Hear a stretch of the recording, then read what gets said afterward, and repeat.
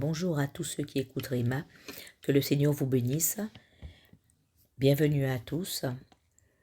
Je vais prier donc pour présenter ce moment. Que le Seigneur, le roi des rois, le créateur, nous fasse du bien. Que sa parole qui est la vérité soit proclamée, soit annoncée avec efficacité. Que la bénédiction de tous ses enfants vraiment soit ressenti par eux-mêmes. Merci pour tout ce que tu fais. Merci pour ta parole. Merci. Prends le plein contrôle de toutes choses. Je te remercie. Merci, Père. Au nom de Yeshua. Donc, depuis le 20 janvier, cette chaîne existe. Et donc, j'ai déjà expliqué son fonctionnement ce même jour. Donc, et afin de mieux comprendre le dessin que représente Rima, j'ai placé un verset, mais il est très difficile à lire. Donc, je vais expliquer c'est quoi exactement ce verset. Mais avant, c'est vrai que ce verset découle d'une promesse que le Créateur a faite. Et parfois, nos décisions nous placent dans des situations délicates. Et en réalité, nous constatons que nous n'avons pas encore expérimenté la finalité de nos décisions. Donc, lorsque nous réalisons que nous nous trompons, que faisons-nous donc? C'est vrai, nous changeons de direction et nous voulons rectifier des fois la décision que nous avons prise. De ce fait, en tant qu'être humain, nous réalisons justement que nous ne pouvons pas réaliser complètement toutes nos actions, tout ce que nous faisons. Et c'est de par là, nous voyons et nous ressentons cela, que nous sommes vulnérables. Parfois, nous ne savons pas aussi faire le bon choix, car nous avons aussi plusieurs solutions qui se dressent devant nous. Donc, que choisir? Nous sommes tentés par toutes les décisions des fois, mais non, il faut faire un choix des fois, il faut faire un choix. Mais le Seigneur, notre Créateur, dit que si mon peuple sur lequel mon nom est invoqué s'humilie, prie et cherche ma face, s'il se détourne de ses mauvaises voies, alors je l'exaucerai des cieux, je pardonnerai ses péchés et je guérirai son pays. Vous trouvez cela en 2 Chroniques 7,14. Donc cette parole a pour but de nous faire réfléchir aussi sur notre condition actuelle. C'est le moment de se poser et de comprendre qu'il existe des enjeux, des points de non-retour et qu'il faut avancer. Mais comment? Comment faire? Dans quelle direction se tourner? Que faire dans cette croisée? Cet endroit où nous rencontrons la foule, la confrontation, les dénouements heureux ou malheureux, tous les échanges qui laissent des marques plus ou moins profondes. Notre corps, c'est vrai, notre âme peuvent en être affectés. Les solutions rapides ne sont peut-être pas les bonnes. Est-ce qu'elles sont durables, ces solutions? Car le stress aussi nous empêche de réfléchir de manière sereine. Mais la vision de notre Créateur est différente de la nôtre, c'est vrai. Et il nous dit que pour atteindre notre objectif, il nous faut passer par lui. Mais comment? Comment faire cela? Il suffit aussi de reconnaître sa majesté, de dire que sa parole est la vérité, que sans lui nous ne pouvons rien faire, qu'il a notre avenir entre ses mains et reconnaître aussi, nous pouvons reconnaître notre fragilité. Et si nous sommes son peuple, il nous connaît donc. Et il nous a créés en nous donnant la vie puisque nous sommes là. Et nous savons que nous lui appartenons. Donc, s'il connaît tous, il nous connaît, donc puisqu'il nous a créés. Donc, il nous donne aussi ce moyen efficace. Et je pense qu'il est le meilleur pour que nous puissions remporter des victoires. Ce sont des victoires définitives sur tous ceux qui veulent nous atteindre. Par exemple, le mensonge, la colère, l'orgueil. Il y a plein de choses encore. Quand bien même nous sommes déjà atteints par le péché, par le poids de notre culpabilité, nous avons encore l'espérance que si nous lui obéissons, si nous obéissons à sa parole, elle s'accomplira. Et nous pourrons réussir aussi. Et cette parole, elle peut nous guider à chaque instant. Lorsque nous sommes en difficulté, il est toujours là pour nous montrer comment agir, pour ne pas se détourner de notre objectif. Enfin, nous avons un objectif, c'est d'arriver au résultat, c'est-à-dire que si nous avons une action à mener, nous avons beaucoup de solutions, mais il faut trouver quelle est la bonne. Mais qu'est-ce que nous voulons? Que recherchons-nous? Et qu'est-ce que nous voulons faire pour nos vies? Est-ce que c'est difficile? Est-ce que c'est trop compliqué d'obéir à cette injonction du Seigneur? Hein? Pour certains, oui. Pour certains, non.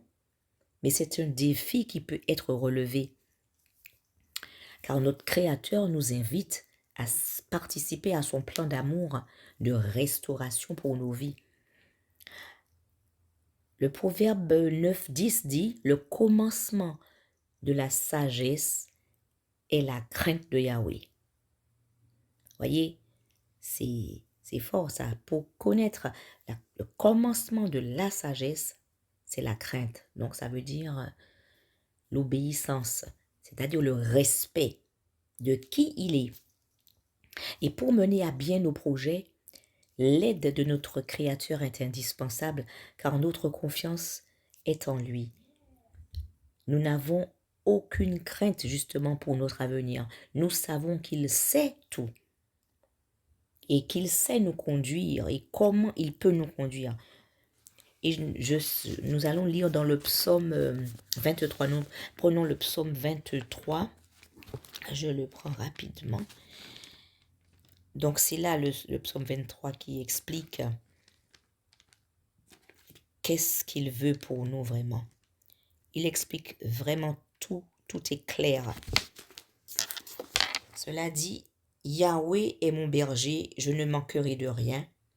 Il me fait reposer dans de verts pâturages. Il me dirige près des eaux paisibles. Il restaure mon âme et me conduit dans les sentiers de la justice pour l'amour de son nom. Même quand je marcherai dans la vallée de l'ombre de la mort, je ne craindrai aucun mal, car tu es avec moi. Ton bâton et ta houlette me consolent. Tu dresses devant moi une table en face de mes adversaires. Tu oins d'huile ma tête et ma coupe déborde. Quoi qu'il en soit, la bonté et la miséricorde m'accompagneront tous les jours de ma vie, et j'habiterai dans la maison de Yahweh pour toujours. Donc vous voyez un peu que tous nos questionnements, nos doutes, nos craintes, il les connaît déjà et sont résolus d'avance. Et au moment convenu, notre Créateur sait nous transmettre toutes les solutions à nos problèmes. Prions, recherchons sa face, revenons à notre prière quotidienne, la lecture de la Bible. Que ce soit des moments en famille, cela nous fera du bien. Lisons, méditons, partageons. Ne nous lassons pas de parler de notre Créateur. Il veut agir pour nous sauver comme il l'a fait à la croix de Golgotha. Lui-même a pris nos faiblesses et a porté nos maladies. Matthieu 8, 17 dit ça. Il a tout payé pour nous. Faisons-lui confiance en toutes circonstances. Sachons-le, une fois pour toutes. Il n'y a de salut en aucun autre. Acte 4, 12 dit, et il n'y a de salut en aucun autre, car il n'y a sous le ciel aucun autre nom qui ait été donné aux humains par lequel nous devrions être sauvés. Plions les genoux devant notre roi des rois, afin qu'il nous fasse grâce. Détournons-nous de nos mauvaises voies. Il nous regarde, il veut nous pardonner et nous guérir, ainsi que toute la nature qui soupire après lui. Or, nous savons que jusqu'à ce jour, toute la création souffre les douleurs de l'enfantement. Matthieu dit ça au chapitre 8, au verset 23. Elle soupire pour être guérie de la pollution, cette nature. Pour retrouver, cette nature veut retrouver son vrai statut, comment elle était avant, comment elle était belle. Nous cherchons à le connaître justement comme faisait David dans la crainte et le respect. Acte 13, 22 dit cette phrase. J'ai trouvé David, fils d'Isaïe, homme selon mon cœur, qui exécutera ma volonté.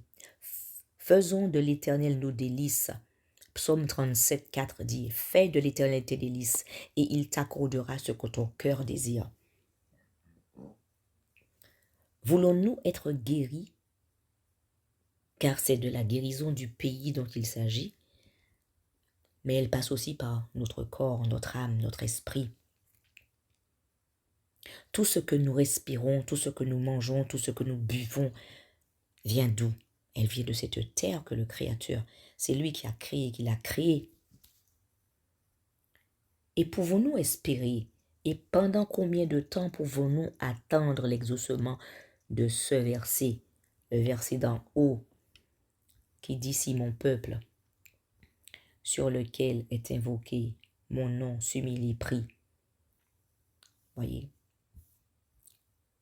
Pendant combien de temps, si mon peuple sur lequel mon nom est invoqué s'humilie, prie et cherche ma face, s'il se détourne de ses mauvaises voies, alors je l'exaucerai des cieux, je pardonnerai ses péchés et je guérirai son pays. Combien de temps attendre pour l'exaucement de ce verset que le Seigneur nous a promis? Il nous a promis qu'il va nous guérir.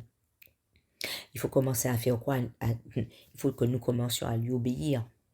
Et nous verrons ces miracles précieux accompagner sa parole. Le Seigneur pardonne. Qu'en est-il pour nous? Il nous a pardonné nos péchés et il veut nous délivrer. Est-on prêt à lui laisser le plein contrôle de nos vies? La restauration est toujours d'actualité. Nous pouvons être guéris, notre pays peut être guéri, la terre entière peut être guérie. Si le poison qui s'est incrusté dans notre âme, dans notre corps, dans notre esprit sur terre, ce poison-là a pu s'infiltrer partout. Eh bien, l'antidote, nous l'avons, c'est notre Créateur. Faisons-lui confiance, car il n'oublie pas nos efforts pour lui plaire en toute sincérité. Que ceux qui l'honorent avec vérité, que ceux qui croient que sa parole est vérité et véritable, le prient, s'humilie, crie à lui donne gloire, lui donne autorité là où on est. Donnons-lui le respect qui lui est dû, ce grand roi des rois, celui qui a créé le ciel et la terre, celui qui nous a donné la vie, qui nous a donné ce souffle de vie. Là où nous nous trouvons, vraiment, réalisons la bonté de notre Créateur, réalisons l'amour qu'il a eu pour nous, pour faire ce don précieux de son Fils. Que toute la gloire lui revienne, que toute l'autorité lui revienne, que toute la victoire, parce qu'il a déjà la victoire est acquise. La victoire, l'honneur lui est acquise. Que toute la gloire lui revienne. Merci, Père, parce que ton nom est proclamé, ta puissance est proclamée, c'est toi seul qui es le roi. À toi toute la gloire pour l'éternité. Amen.